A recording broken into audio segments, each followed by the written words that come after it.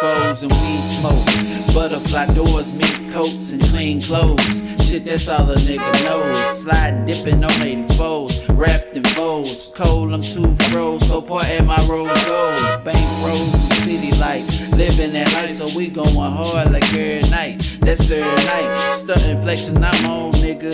Green gang supreme, don't get it wrong, nigga. Hold on, nigga, Why I pull up before? Broads already naked before we step through the door. No need to give us a second, we bout to get them a show. Paying these bitches tuition soon as they get on the floor. Yeah, so give it up for 'em. Toast and blowing money fast, so we had enough for 'em. Ain't throwing money, we just throwing dreams, hoping they can catch it. Having the clear conscience, acting reckless. They riding on foes, pocket full of dough. Haters gon' hate, but you already know. Bottles everywhere, we got models at the door. About to get it poppin', mark set, here we go. Riding on foes, pocket full of dough. Haters gon' hate, but you already know. Living life fast like tomorrow ain't close. Go hard or go home, so the boys deserve a toast. On the mission, getting this paper, this is how it goes. Haters try to set you up to leave you selling pros. That's why I ride for. What's good, amazing fam? I want to thank y'all for checking out another episode of the It's So Amazing podcast. I'm your host, Boss The Truth. And I just want to say thank y'all, man. I appreciate everybody that checked out the first episode last week. It's doing really good, and hopefully it continues to do good as we continue to put these out every week. So let's get into the first story of today. Let's get right to it. Kenneth Petty and Nicki Minaj. Now, if you don't know who Kenneth Petty is Nicki Minaj's husband. And he's come to some kind of prominence or fame or name notoriety because, number one, he's married to Nicki Minaj. But two, he also has something attached to his name that no man wants attached to his name. Now, what is that one thing you say? Rape. So, in 1994, Kenneth Petty was accused of raping a woman. He's done prison time. He ended up doing 4 years for it. And then he got out and ended up marrying Nicki Minaj. Now, he didn't do all that in that events that led up to that, but he did end up marrying Nicki Minaj. Now, he must have known Nicki Minaj growing up. From what I read, they did know each other back in the day. They from the same hood and stuff like that. So he knew her before she was Nicki Minaj. He knew her when she was just Onika. So I kind of fuck with that because I always say you really can't trust people that you meet once you get famous because you really don't know if they there for you or they there for ulterior motives. So when you find somebody that fuck with you before you became that guy or that person or that woman, that's a good thing to me. But I feel like this is a catch-22 for Nicki Minaj. Now, one of the questions I want to pose and that I have and I always have since I've heard of Nicki Minaj marrying this guy is this hurting Nicki Minaj's image? Now, I ask that question because Nicki Minaj is someone, well, she's a woman for sure. She's a powerful woman in the music business. And as of late, a lot of women and men that supporting women have been championing and supporting protect black women and believe all women and things of that nature. That's the kind of stuff you're starting to see pop up as the days go by, as the years go by. But in this chance of events, she marries a guy that has rape allegations tied to his name. Now, I ask, is this hurting her image? Because why would she attach her name to a guy that has these such heinous acts and crimes attached to his name? Because in the grand scheme of things, anytime they mention her husband, they're gonna bring up his case from 1994. And I feel like she's gonna have to keep explaining it away, but at the same time, because she's Nicki Minaj, she doesn't have to explain it away. I done seen Nicki do a couple interviews since she's been married to this guy. Nobody has the balls or anything to ask her, why did you marry this guy? You know what I'm saying? why did she marry this guy? Now, I know a lot of people could say, well, maybe she loved him and yada, yada, yada. Yeah, that's cool. You loved him.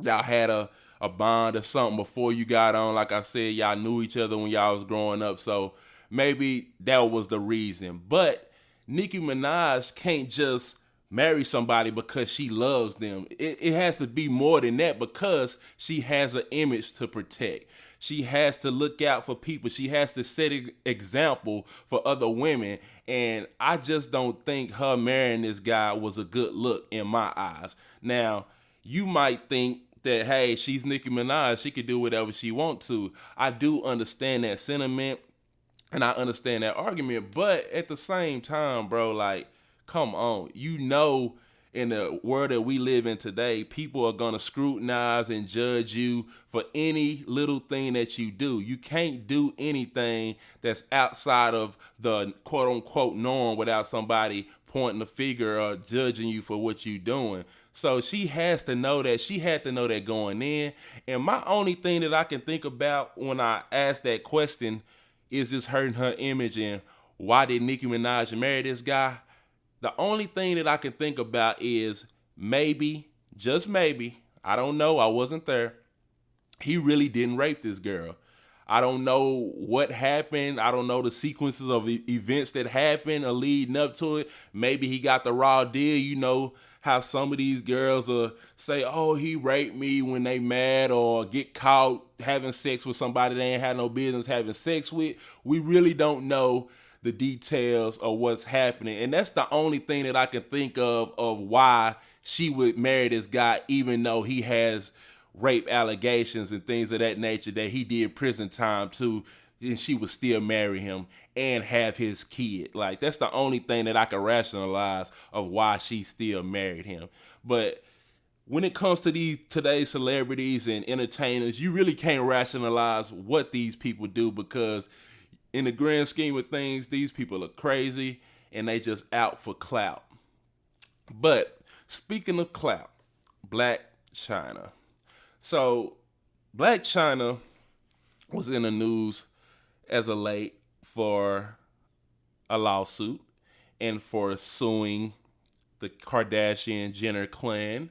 And basically what she's saying in her suit is that the Kardashian-Jenner clan kind of stopped her bag. They stopped her momentum of being famous and making money and stuff like that.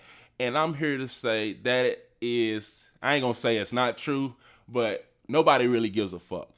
Now, Blac Chyna, who is Blac Chyna? Blac Chyna is an ex-stripper, known socialite that started dating a guy or a rapper named Tyga. They got together. Tyga blew up. And with him blowing up in his ascension, she came up and rose with him. Now, a lot of people say Blac Chyna was known before Tyga because she's a famous known stripper. You know what I'm saying? And I can see the other side of the coin and say, okay, she already had her name for herself. But at the same time, the populace, the grand population of people didn't know who the fuck Blac Chyna was. If you never stepped foot in a strip club that she was working at, you didn't know who Blac Chyna was. So her name is synonymous with Tyga. She gets with Tyga, have a baby by Tyga. They date. Like I said, he blows up. He started making his name for himself. He making hit after hit and stuff like that.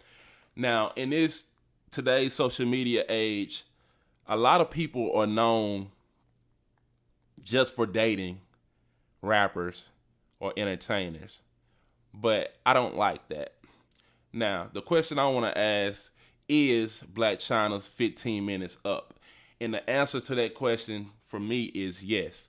I feel like if it wasn't for Blac Chyna attaching herself to Rob Kardashian and trying to get into that whole Kardashian circle or web, I feel like we would have been done forgot about Blac Chyna already. And I feel like her throwing this lawsuit at the wall at the Kardashians, hoping something stick, hoping she can get some kind of money or just get her name back out there, is just a clout chasing move. Your 15 minutes is up. It's over. It's time to get a real job.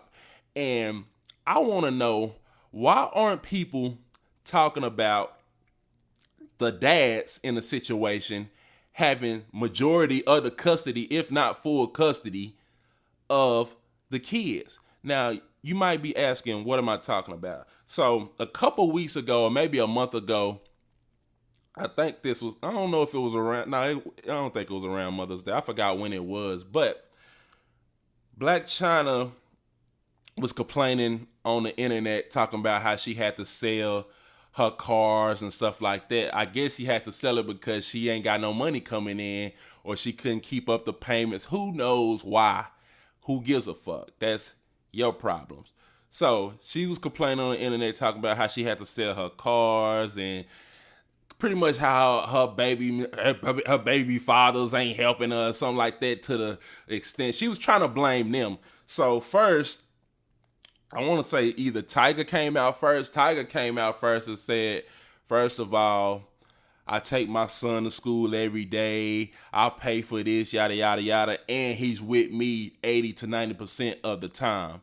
And then Rob Kardashian came out and said, I take my daughter to school every day. I pay for his, yada, yada, yada. And she was with me 80 to 90% of the time.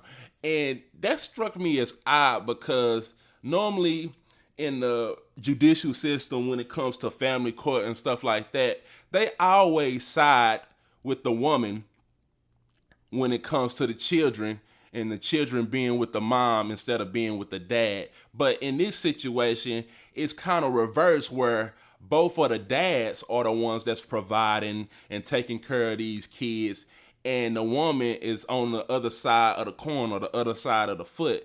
And that struck me as odd, because why is that? You never really see that. And if we would take this at face value and say that all these people have money, which we know Tyga has money, we know Rob Kardashian has money, and we thought Blac Chyna has money, but she's on social media complaining about having to sell her cars and stuff to get some kind of money, or she just couldn't keep up with the payments. If we take all that at face value, why didn't the judge side with Blac Chyna? That lets me know already that there's something fishy going on. There's something that the regular population doesn't know about when it comes to this situation. Is Blac Chyna a good fit and a good mother? Is Blac Chyna making enough money to provide for these kids? Now, I want to know, why aren't people, if we want to speak proper English, why aren't people talking about this more? I feel like if Tyga or Rob Kardashian was deadbeat dads, everybody would be in the shade room talking about how bad of a daddy he is, how you making all this money, you ain't taking care of your kids, and yada yada yada. You know the normal shit that motherfuckers want to talk about. That's what they would be on. But instead, the shoe is on the other foot, and I did see a couple people saying, yeah, talk your shit, kings. Like, you know what I'm saying? Like, bigging up Tyga and Rob for doing what they supposed to do, because that's what you're supposed to do when you have kids. You're supposed to take care of them, because they didn't ask to be here. But I do salute them for being in their kid's life and taking care of their kid's life. But I don't like the narrative that Blac Chyna was trying to set and paint by pretty much kind of saying like, oh, they ain't doing this, so I had to sell my cars, I had to do all this. Man, get out of here with all the sob stories. Don't nobody want to hear that shit. That's your problems. And you really brought this on yourself, because you probably was living outside of your means, trying to keep up with the Kardashians, quote unquote. Yeah, I get how I did that. And now you looking silly, you looking funny in the light, because your money running low and you don't know what to do, because you don't have no real talent. And that's the real problem that I have with a lot of these socialite and social media influencers. They don't have no real talent. And once people be like, okay, I had enough of these people, I'm done with them, I'm not going to follow them, I'm not going to support them, what do? Where do they go back to? Do they get a real job? Do they, you know what I'm saying? Do they sell their body? What do they do? Those are the real questions ain't nobody asking. But I just want to know, why ain't nobody caping or talking about how she ain't being a great mother and taking care of her kids that she brought into this world. Because if the shoe was on the other side of the foot, it would be a totally different story. Speaking of a different story, let's talk about Yo Gotti. So, Yo Gotti is a rapper out of Memphis. Everybody knows him. You done probably heard at least one song of Yo Gotti. He's been out for at least 15, 20 years by now. And he has a record label called CMG. Now, CMG stands for, well, it used to stand for Cocaine Music Group. Now, you ask, why would somebody name their record label Cocaine Music Group? Well, I'll give you the answer to that. Yo Gotti used to be a street nigga. He used to be in the streets.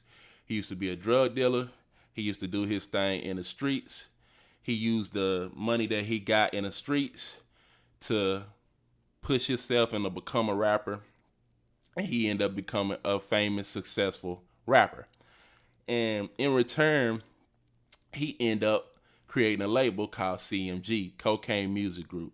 Now, when Yo Gotti first came out and he started signing artists to CMG, people really didn't pop off or benefit from signing from CMG. He had an artist named Snooty Wow, which I think is dead now. If I'm not mistaken, I think I read a story about him dying not too long ago.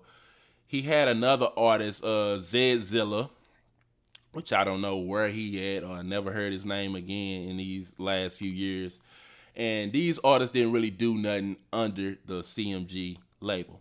Now, Yo Gotti said that he got some common sense advice from 50 Cent. Now, you ask, why do I say common sense advice?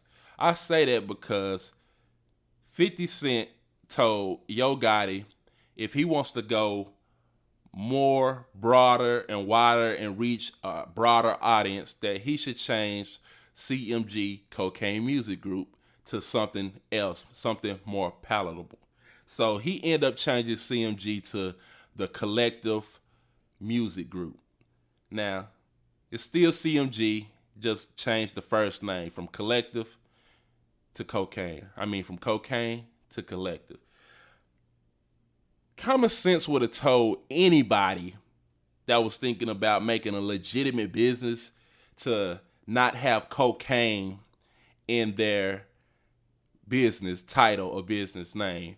Now, a lot of people are championing, and this news is making the rounds, and I'm like, okay, like, I don't know if you know that meme about with Waka where he just sit there and he just look like, okay, like, that's what I got from this information when I heard it, because it's like, it's such common sense, bro. Like, you didn't know that you needed to make your label another name instead of Cocaine Music Group to make it better or reach more farther heights and stuff like that? How did you not know that? Like, that makes no kind of sense. But I'm not gonna rag and shit on Yo Gotti. I fuck with Yo Gotti. And the question I want to know is CMG one of the best labels out? Now, I asked that question because Gotti has a real good label, and I feel like Gotti got a good ear when it comes to finding good artists. So he has Moneybagg Yo, he has Black Youngster, he has now a newcomer called Mozzie. Now, Mozzie is not new. Mozzie been doing his thing on the independent level for years now. I fuck with Mozzie real hard, bro. Like, his music goes hard.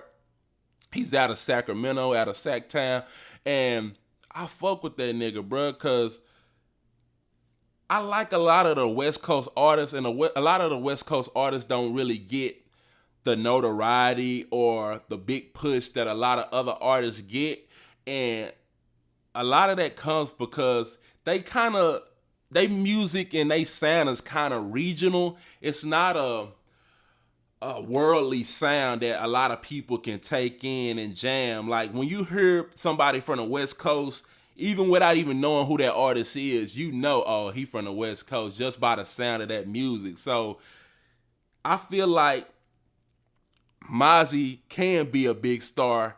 And I want to know is Mozzie signing to CMG, will that help him in the long run or will that hurt him in the long run? I asked that question because, like I said, Gotti has Moneybagg Yo.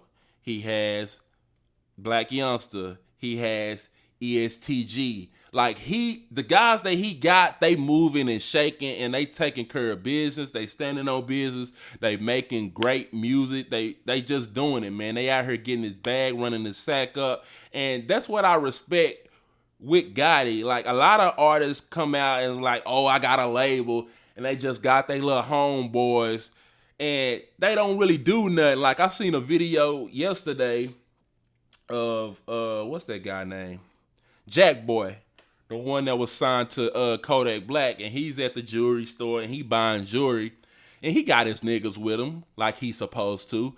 And when you look at the video, it looked like his homies is starving. Like his homies, it's like, damn, bro, you gonna buy me some jewelry and shit like that? And it's like, how you gonna call yourself a boss if you ain't got your team in position to win or look like they winning? Like if you out here shining and all that, you can't be the only one shining, bruh. And like I want anybody to go look at this video. It just looked like Jack Boy and a bunch of groupies, which I know they ain't groupies. I don't want to call them groupies, but that's what they look like, surrounded by his homie at the jewelry store while he buying jewelry and shit like that. I don't fuck with that. And a lot of artists today call themselves CEOs and they got a label, but they not putting out no artists. They not doing no real marketing. They don't really care. I feel like they just really putting their homies on payroll. If that, a lot of them not even paying them. They just got their niggas around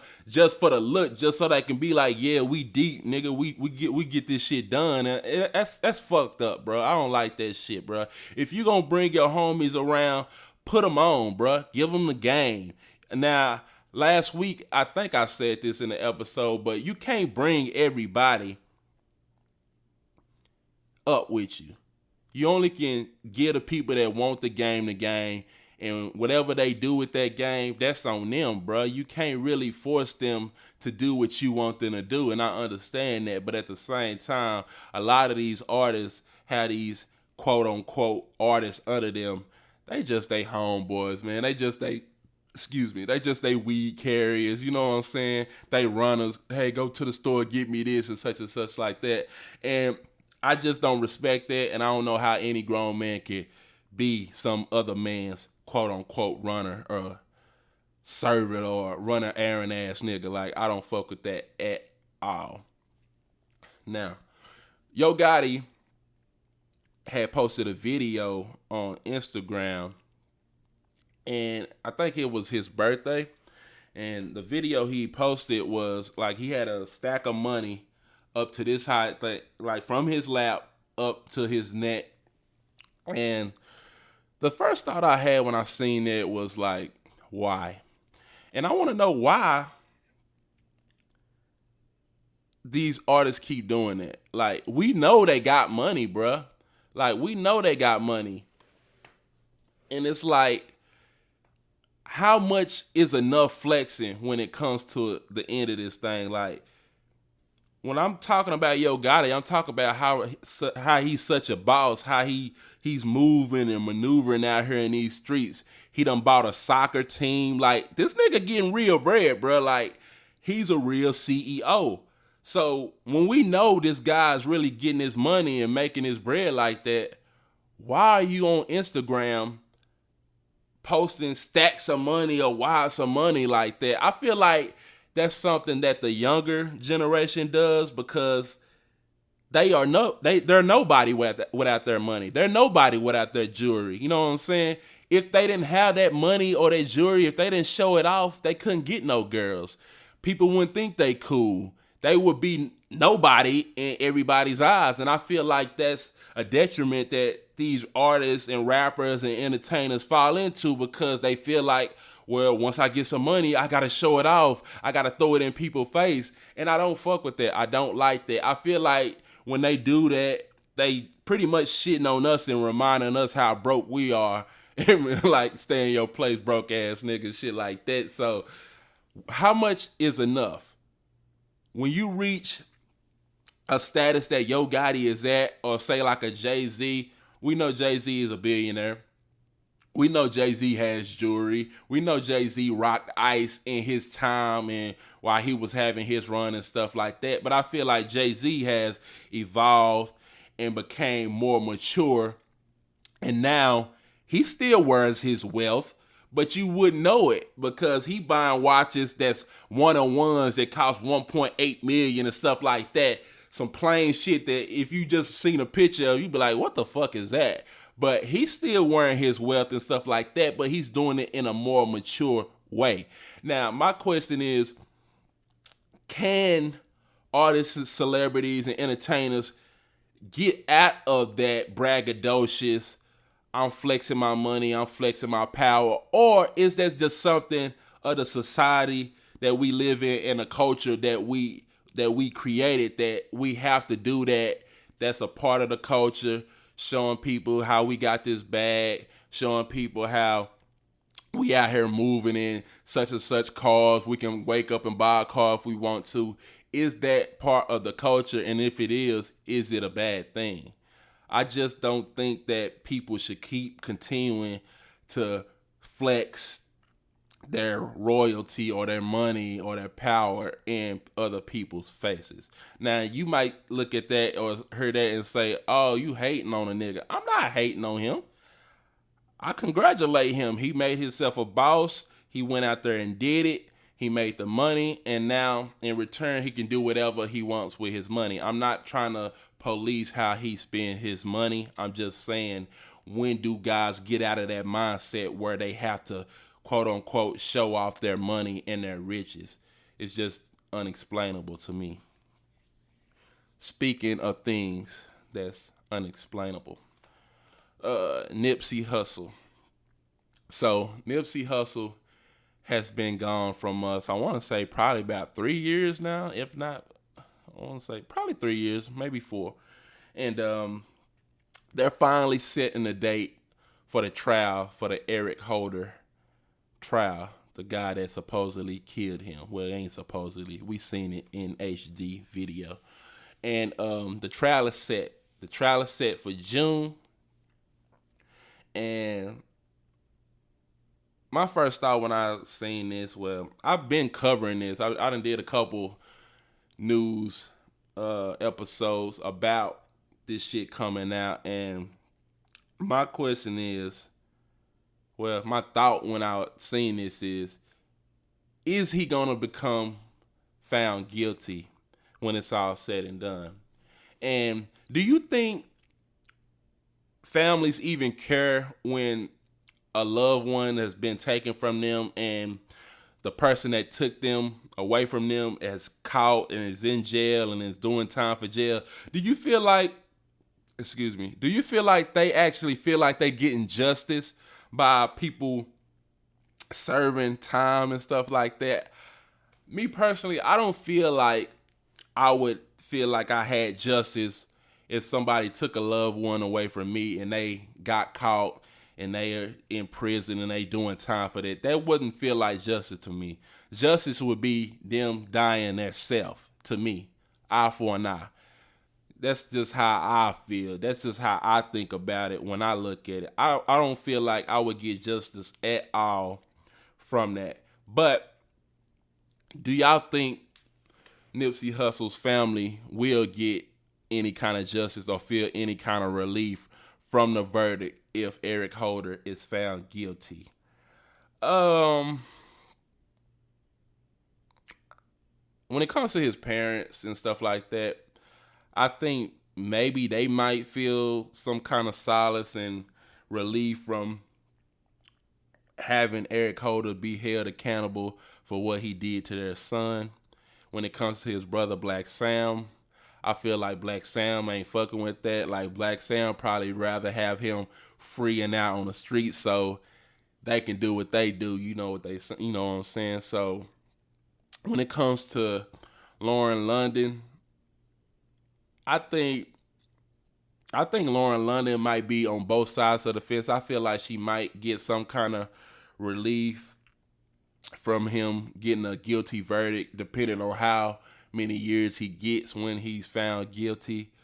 And I feel like also Lauren London is from the hood, and I feel like she straddles that fence, and she also would want him to be out free and about so people can do what they do and take care of him and get that street justice. So me personally, I don't think that whatever verdict, the only verdict I know that people ain't gonna get no justice is if they find him not guilty, if he tries to play some kind of mentally insane plea or some bullshit like that. Because I remember when he first killed Nipsey and he first got arrested and stuff, that was the kind of rhetoric and stuff that they was talking about. Oh, he might be pleading insanity, or he's not all there. Fuck that. He's all there. He know what he did. He took somebody away from us that was doing such great things in his own community, and he never left that community. And it's just fucked up, bruh. When you have somebody of Nipsey's stature that was doing what Nipsey was doing, and people always say, man, don't get rich and forget about us. Don't leave the hood. Come back to the hood and build in the hood and provide for the community and stuff like that. You got a guy that was in the heart of his city, in the heart of it. He never left. He built his own business, the Marathon, in the heart of it. And this fuck boy that came around and took Nipsey life for what? Because you didn't like how he was talking to you, bro? Like, we gotta get off of that. Like, it's this famous scene or quote from Snowfall when Franklin is in the car with Leon, and Franklin is like, what's going on, bro? And he like, man, he want to get into it with a nigga because he don't like the way a nigga talk to him. And Franklin was like, you gonna fuck up all our business and all that shit, but just because you don't like the way a nigga talk? Like, when he said that shit was so profound, but at the same time, it's such common sense. We get into these dumbass back and forths and, like I said, these braggadocious, bravado, nigga, I'm a man, nigga, you ain't gonna do shit to me, back and forth against each other because of how somebody talking to us and shit like that. Fuck that, bruh. As long as you ain't putting your hands on me, you ain't spitting on me, or any kind of fuck shit like that, say what you want, bruh. I know who I am. I'm confident in who I am. I stand on what I stand on. So all that lip wrestling, tongue wrestling, like my nigga Pimp C used to say, it doesn't mean anything, bruh. And you took a man's life because you didn't like the words that was coming out of his mouth, because he was accusing you of some things. Now, I understand that the things that he was accusing you of are some things that doesn't sit right with you when you're supposed to be a rolling 60s Crip and stuff like that. But at the same time, who gives a fuck, bruh? You had no business taking Nipsey away from us. And hopefully the family does get some kind of justice, but I don't really think they're going to find any justice when it comes to this, because like I said, it's an eye for an eye for me. And I feel like Black Sam, Lauren London, the Rolling 60s, all of Nipsey's family, friends, partners that he grew up with, they would rather have Eric Holder out on the street so they could take care of him the way that they want to take care of him. Now, before we get out of here, I want to ask the question of the week. And this week, the question of the week is, should rappers' girlfriends or people that they're dating or seeing become famous just for dating them? Now, I asked that question because I don't like when these rappers get with these girls and they make them famous. They have no talent. Why do you care about who a rapper is dating? Why do you care about who an entertainer is dating? Why are you making the person that the entertainer, rapper, singer, whoever, celebrity, basketball player, football player, why are you making them famous just because they dating somebody? That makes no kind of sense to me. And the reason I bring this up, because we was talking about earlier, Blac Chyna.